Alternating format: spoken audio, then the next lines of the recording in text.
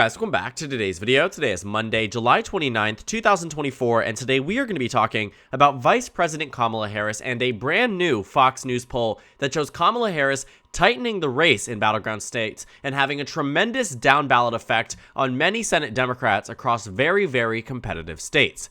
Now, this new Fox News poll was really focused on the Rust Belt region of the United States. They surveyed 4 main states: Michigan, Minnesota, Pennsylvania, and Wisconsin. 4 states that will be crucial to a Kamala Harris victory should she win the election this November.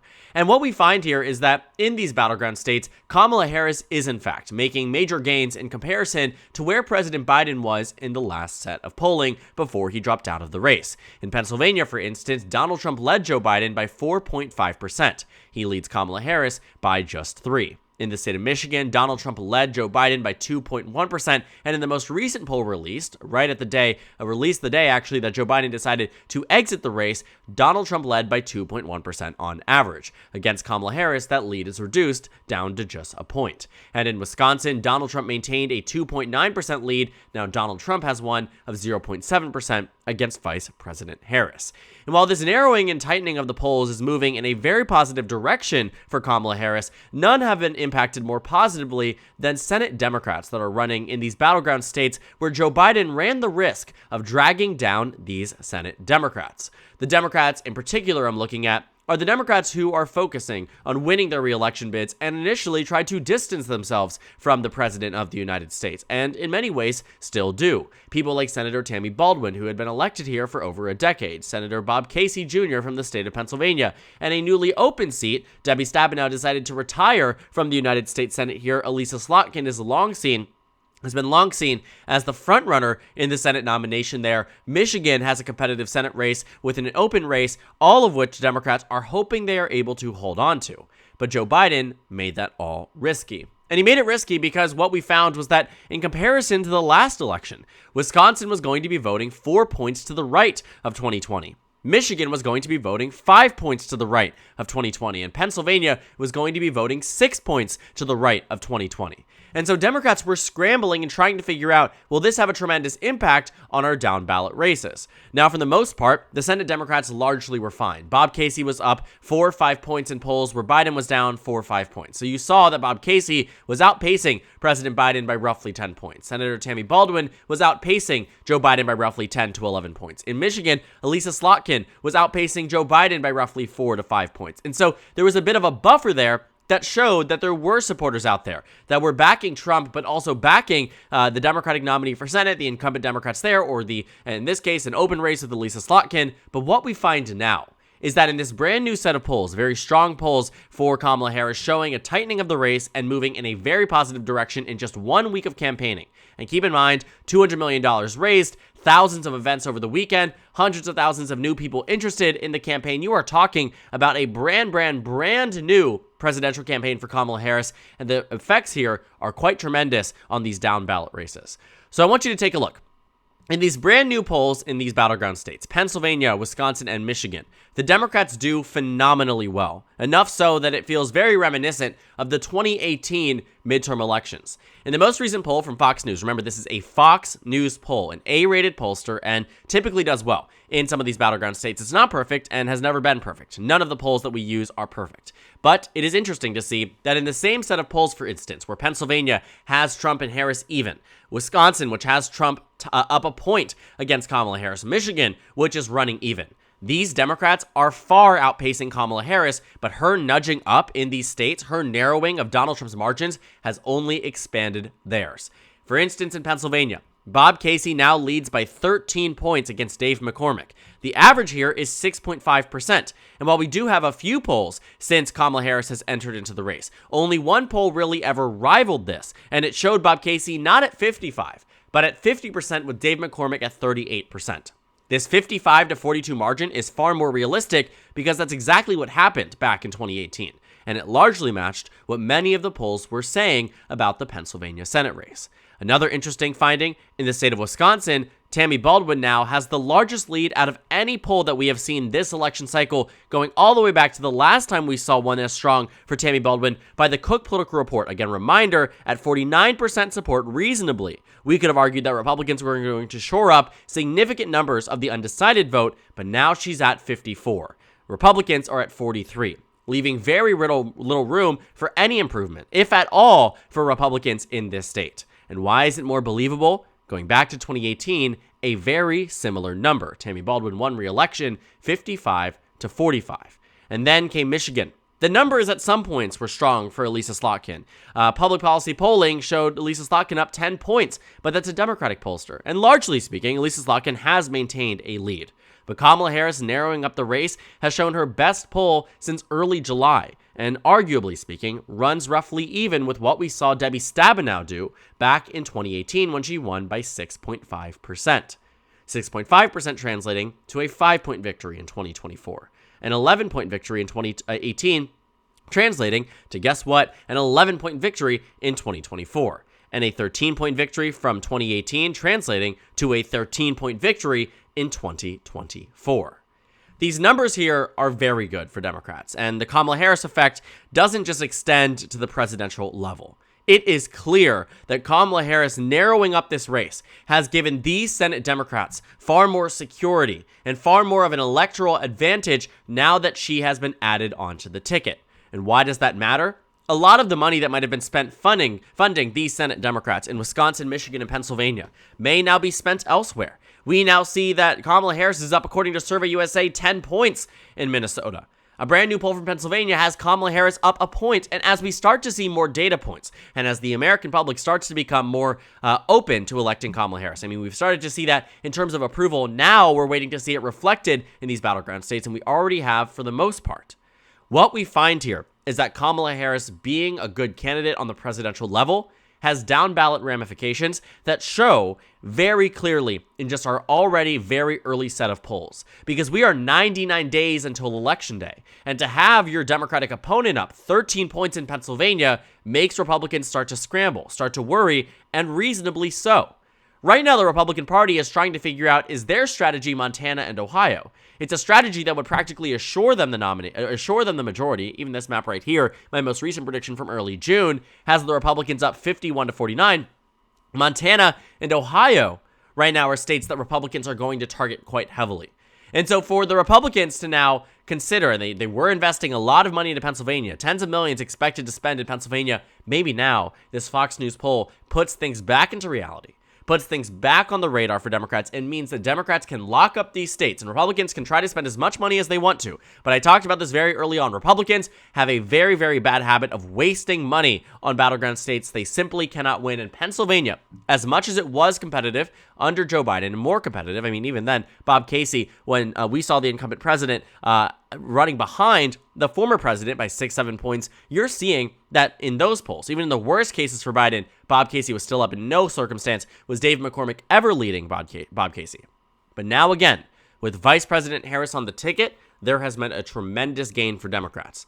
And so in saving money here, and I mean this sincerely, in saving money here, even though Democrats are working with, $200 million to the presidential name, you have to understand that that money will and can go elsewhere, right? It can and will go elsewhere. It'll go to states like Ohio. It'll go to states like Montana. And that will be the Republican Party's real downfall here. That because we're starting to see a massive benefit for Democrats for having Kamala Harris on the ticket, from a financial perspective, from an enthusiasm perspective, from a down-ballot perspective, there are so many reasons to believe that Kamala Harris was the right choice for the right time, and this election, with 99 days to go, will be far more favorable to Democrats up and down the ballot with Kamala Harris on it. We are starting to see this happen in real time, and it's something that is absolutely noteworthy, because it means that we are just a few points away in Kamala Harris gaining on Donald Trump for Michigan Senate race to go from being a 5.8% average to a 7.8% average. We're a few points away from Wisconsin going from a 6.2% average to an 8.2% average, and just a few points away from the Pennsylvania Senate race going from a 6.5% advantage to an 8.5% advantage, and potentially even more. Democrats, given this Hail Mary, I've talked about this for the past week. Over a week ago, we saw Kamala Harris enter into the race. That was 8 days ago, and so much has practically happened overnight. And now Democrats and even Fox News are realizing the Democrats are really starting to do far better than they had under President Biden.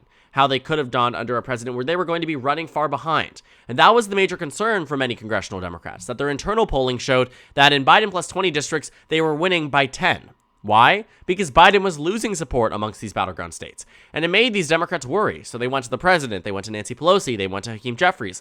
They did everything they could to try to convey and sway the president, Joe Biden, to drop out of the race. And for a while, everybody thought that he would not do it. I mean, I personally did not think that he was going to do it. It was very seemingly adamant from his family, from his closest advisors, from his campaign managers, from his White House officials, from his administration members, people in his cabinet, that Joe Biden was not dropping out of the race.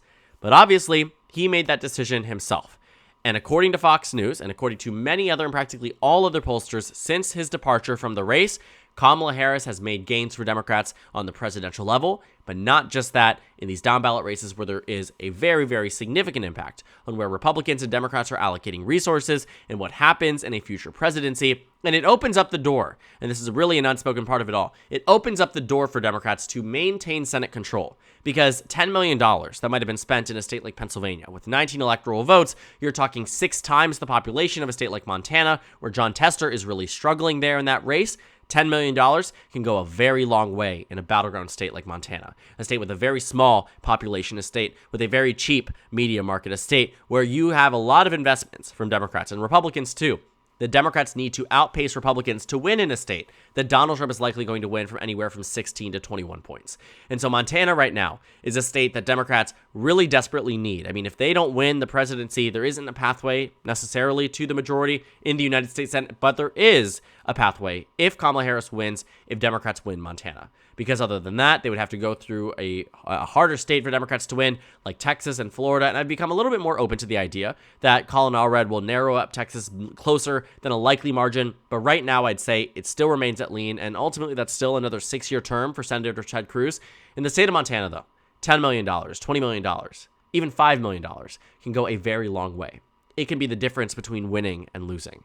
And so as Democrats start to see more data and get a better understanding that, hey, some of these states that Democrats would, at an initial glance, be worried about, given its electoral history. Trump had won Wisconsin, Michigan, and Pennsylvania in 2016, came very close in 2020. Now, if Democrats are actually running as far ahead as the data suggests they are, and I do believe that because we've seen it happen as recently as 2018 with these same set of races, these same set of states, if you're going to find that Democrats are already going to start to do better there, that Kamala Harris is going to shift margins in Wisconsin, shift margins in Michigan, shift margins in Pennsylvania relative to Joe Biden. And it could extend even further to other states with Senate races that are competitive, like Arizona, like Nevada. And even if she does do better than President Biden, it could also make an impact in a state like Ohio, in a state like Montana, where Democrats are really fighting for a Senate seat here, really fighting to win these close and competitive races. And Kamala Harris slightly nudging or even significantly shifting the margin at which Donald Trump either wins by or loses by could make all the difference in who controls the balance of power. So whenever somebody tells you that there is no impact of somebody like Kamala Harris on the ticket, there's no impact of this change on the electorate, point them in the direction of this new data. Because it goes to show that compared to a month ago, compared to another month ago, compared to 6 months ago, Senate Democrats are likely in the best position possible in this election. All thanks to Vice President Harris. And when you take a look at the generic congressional ballot, since Kamala Harris was added onto the ticket, Democrats now reclaim the lead for the first time since May, right? You're talking May 28th was the last time the Democrats maintained a lead on the national level.